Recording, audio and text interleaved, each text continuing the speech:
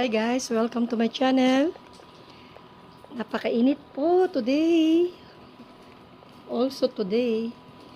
Ayan, nag-watering po tayo ng plants. Nagdilig-dilig tayo. Naghahaba ng aking mga succulents. Ayan guys, ang gaganda niya, di ba? Sama na natin kukukong maganda. Ayan guys. Medyo namamaos pa rin ako.